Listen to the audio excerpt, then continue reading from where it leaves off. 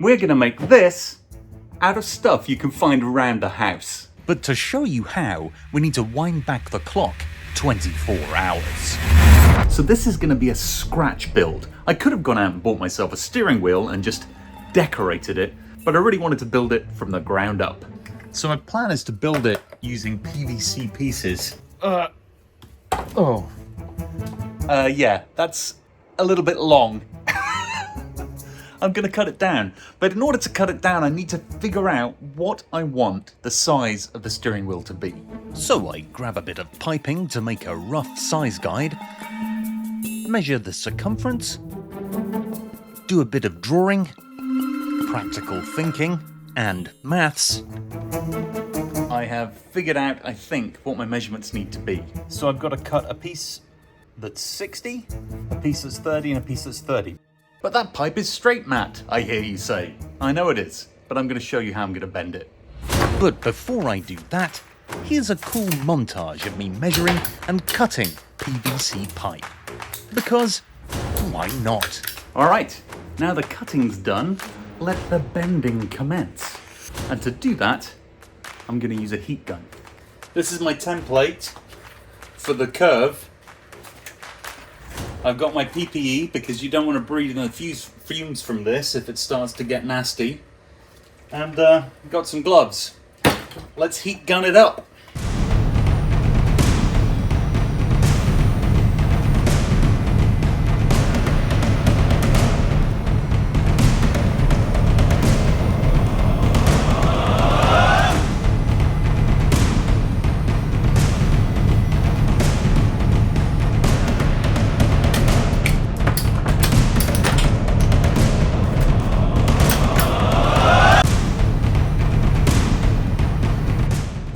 That was a long and hot job. It's not completely straight yet. Look at the steam on my glasses. Anyway, it's getting there. It's getting there. But I'm going to buy a cross piece for the middle, and then I'm just going to have to keep working it. It's going to take a while.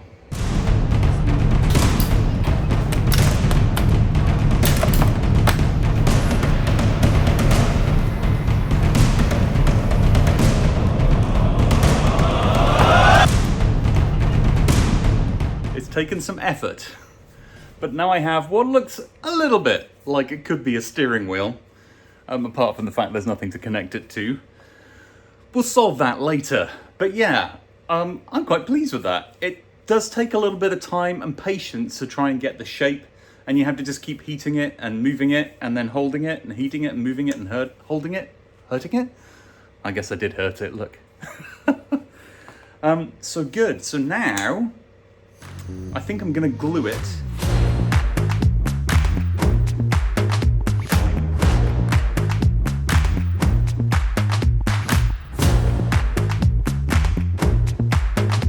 Okay, so now this is looking pretty good. I'm going to put some weld marks around these pieces, and then I'm going to spray the bits I think might be seen before I add some extra things. But first, I need to sand it because otherwise the spray won't hold to the PVC.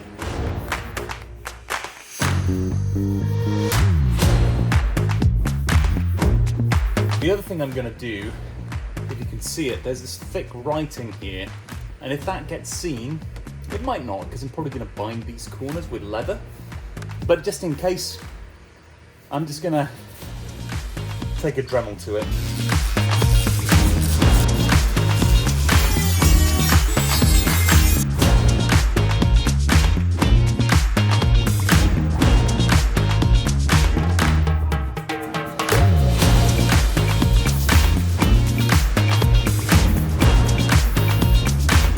While that's drying, I'm going to start putting together the things that I think are going to be on the steering wheel.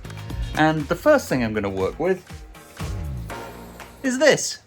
So this is just a $1 piece of Halloween decoration I got from Dollar Tree. And I'm going to have that as the centerpiece on the steering wheel. If you look at some of the stuff that's, oh look, you can tell this has been out in the yard. Look at this. Dripping water. I wonder how old that water is. Ooh, and stinky as well. If you look at some of the images from Mad Max Fury Road and the altar of steering wheels, there's some incredible designs. And I'm taking a bit of inspiration from this one. But I'm going to use a skull instead. And I'm going to empty the skull juice out of it first. Whoa.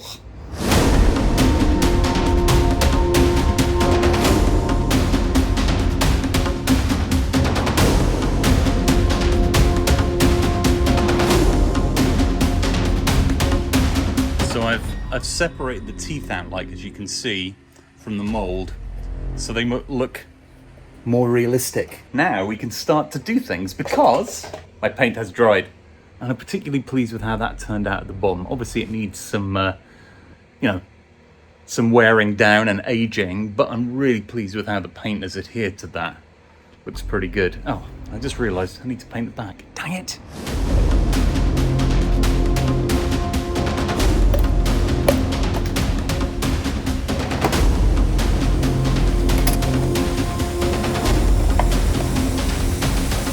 I'm pretty happy with that as a starting point. And now I'm going to add some steampunk to this.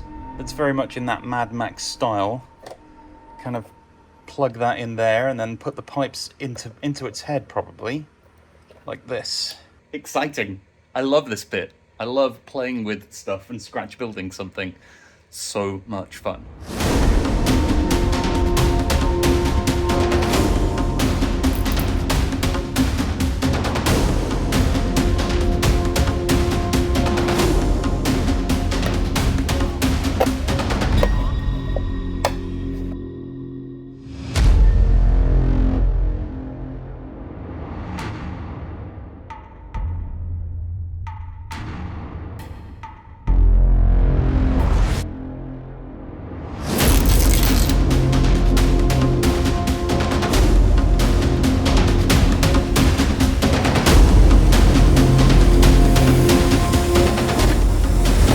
Now I'm going to take some leather and bind the handles.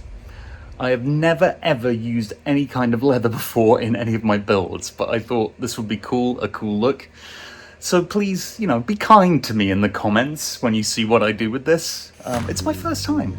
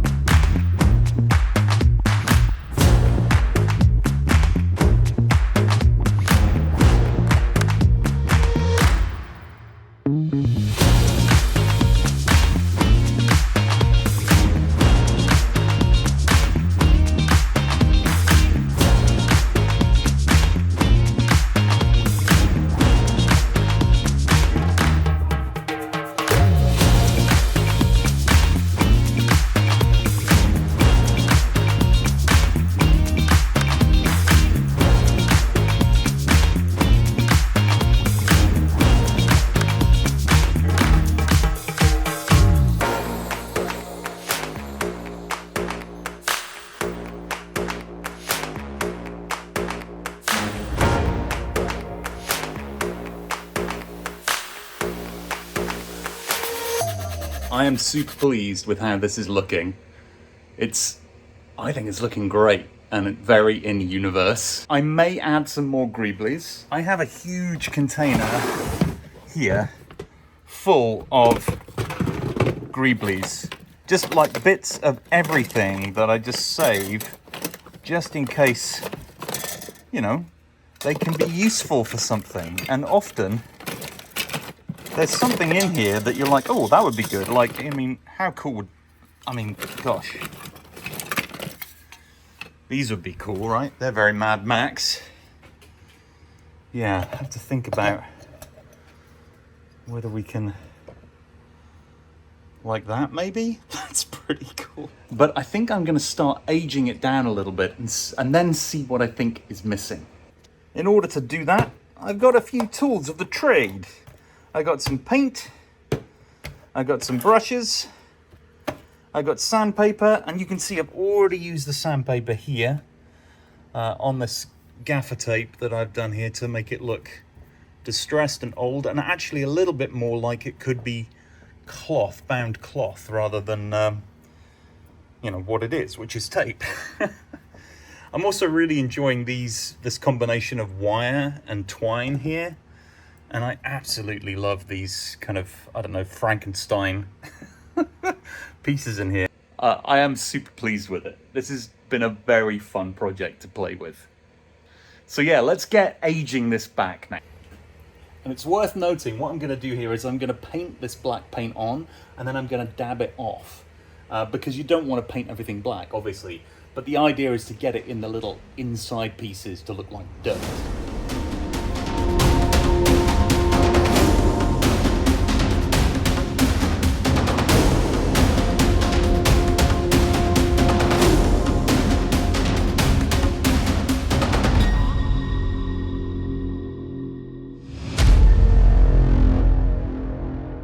Okay, I've done my first pass. And as you've seen, I've left it looking pretty, well, not great. And that's intentional, because what I want is for this paint to dry in this kind of pattern. And then what I'm going to do is I'm going to start to clean it off. But it's already starting to look better when you see the dirt in here and in these other places. And the key with this kind of thing, in my opinion at least, because as I keep telling you, I'm not an expert. I'm just a guy trying stuff out. But the key is to do more than one color. So once this has dried, I'm going to buff it back a little bit, and then I'm going to add another color. I want to go for like an oily brown and a green in there to kind of bring this up. And I'm also going to go back over the leather, and I'm going to, you know, scuff it up a little bit. Okay, it's dried. And you see how now there's this kind of mottled, oily look to the metal? I like it. I like it a lot. Time for another weathering pass. Of course. So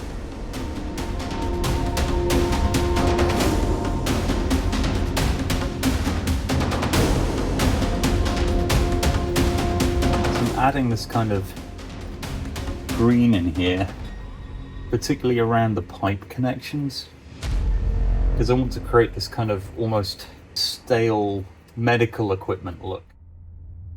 And the green's going to be good on the skull as well. It's going to add another layer, another kind of texture to it. And I have to be careful with green, because in Mad Max, green obviously is not really a predominant color. Because the whole point is that there is no green place. Some sanding. So you can see the difference here already. And it's so fun to hold this. It feels so satisfying. So good. So I'm going to do another pass now with the brown, and then maybe go into the very kind of crevices with a dark black. I know I keep saying it, but this is so much fun. I'm loving it.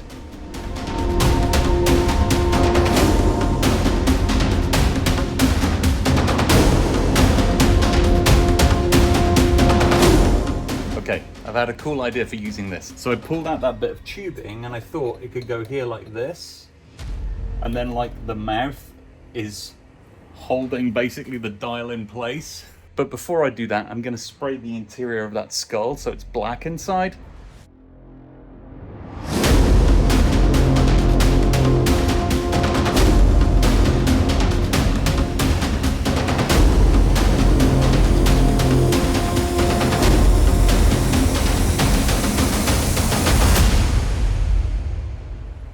Okay, I am super pleased with this. I'm very pleased with the rust. I'm pleased with the dirt. So freaking cool. The one thing I think that it could probably do with is a missing tooth or two.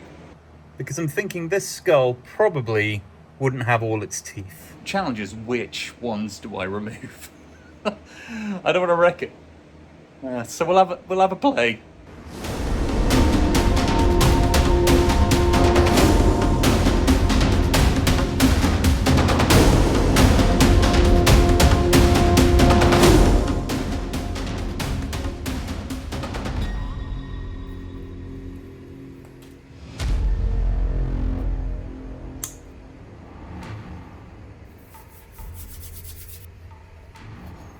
So now I've made my final adjustments, I'm going to do one more thing, because Mad Max is based in a very dusty environment. So I'm going to add a little bit of dust. This here is a bag of Fuller's Earth. What I'm going to do is just use the brush to work some of that earth, which is like a very fine clay, into some of these cracks and crannies. And hopefully that should finish the look that I'm going for.